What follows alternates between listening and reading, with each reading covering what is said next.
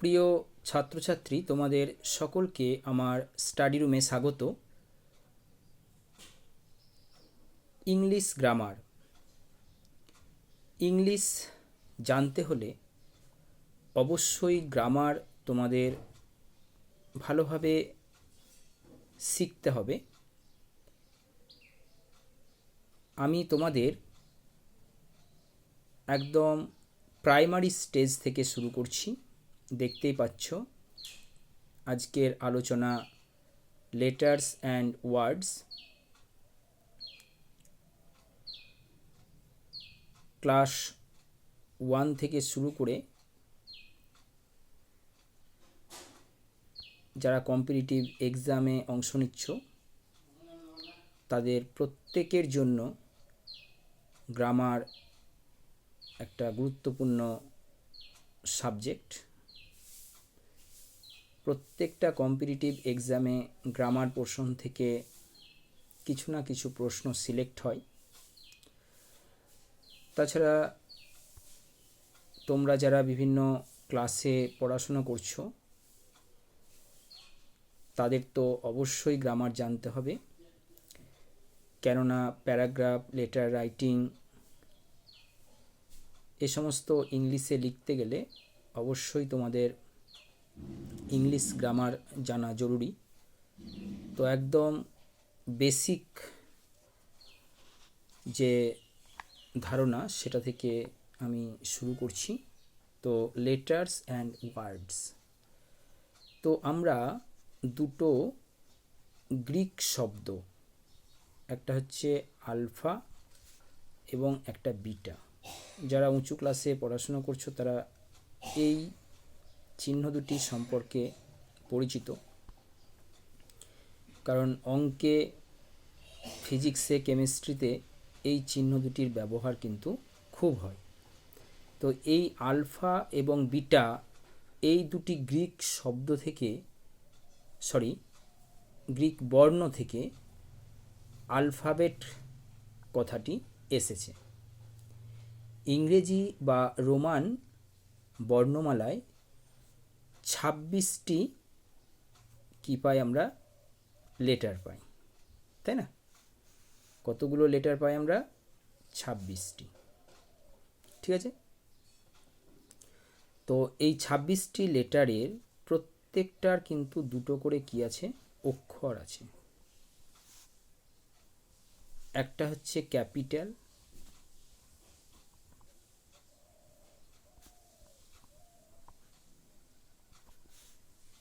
একটা ক্যাপিটাল আর একটা হচ্ছে স্মল। ঠিক আছে, ক্যাপিটাল এবং স্মল। তো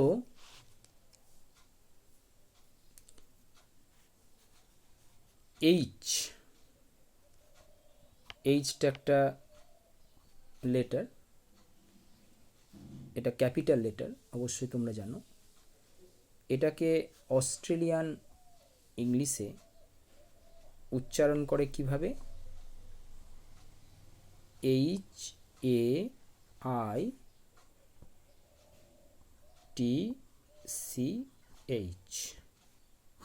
এইচ, এইভাবে উচ্চারণ করে।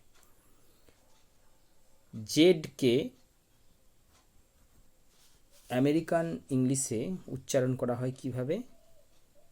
ZEE, অর্থাৎ জি, এভাবে উচ্চারণ করা হয়। স্মল লেটার তোমার এ, এটাকে আমরা দুরকমভাবে লিখি। একটা এইভাবে লিখি আমরা এ, আর একটা এ তোমরা কেউ কেউ লেখো হয়তো এইভাবেও কিন্তু আমরা লিখি, তাই না? দুরকমভাবে আমরা কিন্তু এ লিখি।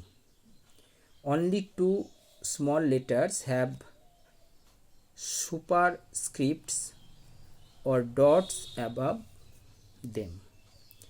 এই যে 26টি লেটার আছে তার মধ্যে দুটো লেটার, একটা হচ্ছে তোমার আই আর একটা হচ্ছে জে। যারা হচ্ছে সুপার স্ক্রিপ্টস এ লেখা হয় এবং যাদের মাথায় ডট দিতে হয়, আয়ের মাথায় ডট দিই আমরা, জে এর মাথাতেও ডট দিই। Apart from this English has 3 ideograms or letters which represent words. যেমন এই যে এই শব্দটা, এই যে চিহ্নটা, এই চিহ্নটা কি বলতো?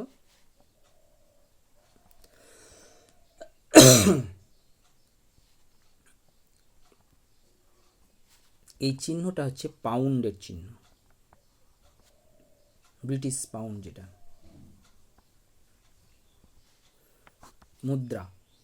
মুদ্রার ক্ষেত্রে ব্যবহার করা হয়। আমাদের যেমন রুপি, তাই না, সেরকম ব্রিটিশ পাউন্ড। এটা একটু এইরকম হবে, একটু এইরকম হবে, ঠিক আছে। আর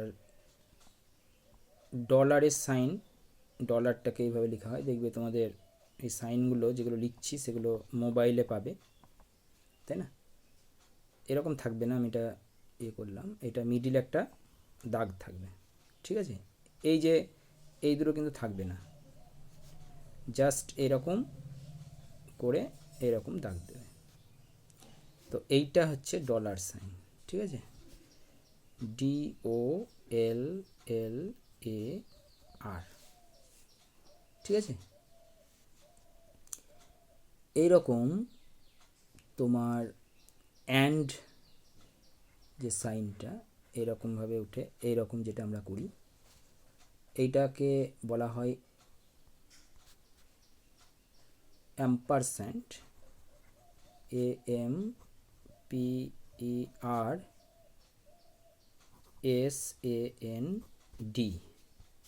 অর্থাৎ এই সাইনটাকে আমরা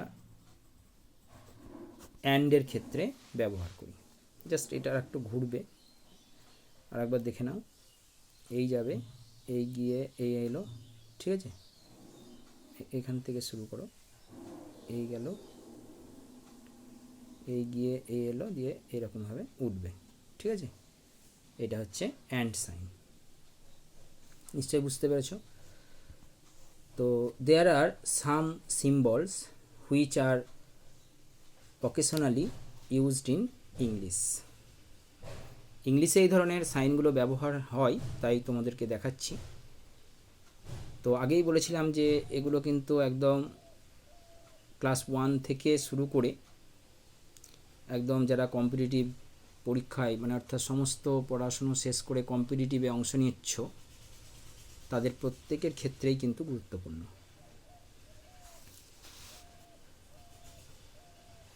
আচ্ছা, তো ডাইগ্রাফ, DIGRAPH,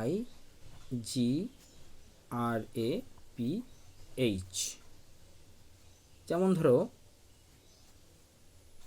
ই একটা শব্দ,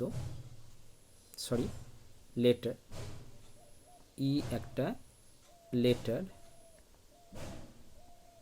তাই না, অ্যালফাবেট। তো এইটাকে কিভাবে লেখা হয়? এইরকমভাবে ডাইগ্রাফে। তো এইটাকে আমরা যখন ইসপ লিখি আর কি, ইসপ, তো আমরা এইভাবে লিখব, এই ইটাকে দিয়ে SOP, এটা হচ্ছে ডাইগ্রাফ। ডাইগ্রাফ ইজ pronounced as E, ঠিক আছে। নেক্সট হচ্ছে অ্যাসেন্ট, আমরা যেটা স্ল্যাশ বলি আর কি, ACCENT,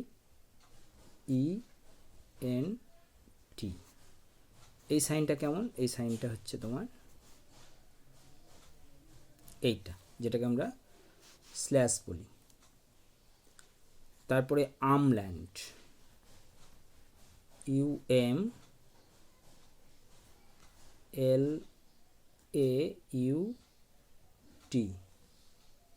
তার মানে উমলাট বা আমলাট।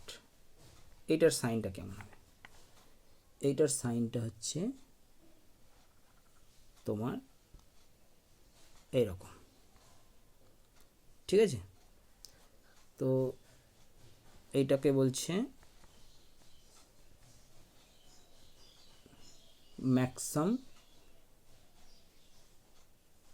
ম্যাক্সমূলার আর কি, ম্যাক্সমূলার, MULLER,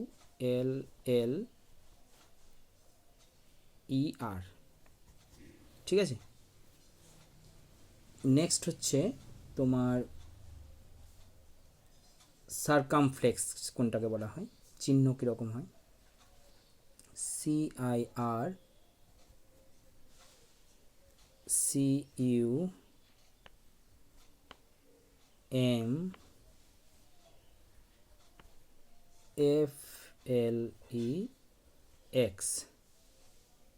এইটা তোমার আমরা যেটা বাংলায় বলি কাকপদ, কাকের পা আর কি, এইটাকে বলছে সারকামফ্লেক্স।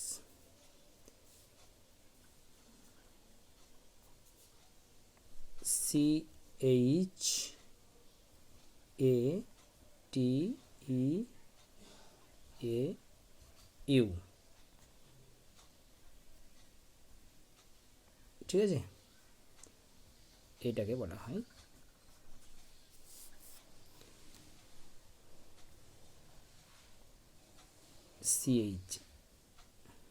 চাতিউ। আর রোল, ROLE, চিহ্নগুলো দেখছো নিশ্চয়, কোনটাকে কি চিহ্ন বলা হয়? তো উমলাউট, যেটা আমরা এখানে বলেছিলাম উমলাউট, এইটা, তাই না? এই উমলাউটে বোঝায় ভাওয়েলটি উচ্চারণের দিক থেকে পরিবর্তিত হয়েছে, ঠিক আছে? এই উমলাউটের মধ্য দিয়ে বোঝায় ভাওয়েলটি উচ্চারণের দিক থেকে পরিবর্তিত হয়েছে, এইটা ব্যবহার করতে আমরা উমলাউট ব্যবহার করি। আর এইটা যেটা আমরা বলছিলাম স্ল্যাশের মতো দেখতে আর কি, যেটা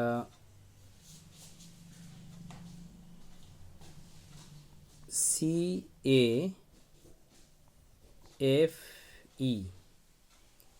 ক্যাফে, বা ইলাইট, ELITE, এই যে ইলাইট, এই শব্দের ক্ষেত্রেও আমরা এটা, যেটা ই এর উপরে, সরি, এটা যেমন এফ এর উপরে হবে, এটা ই এর উপরে হবে, ঠিক আছে?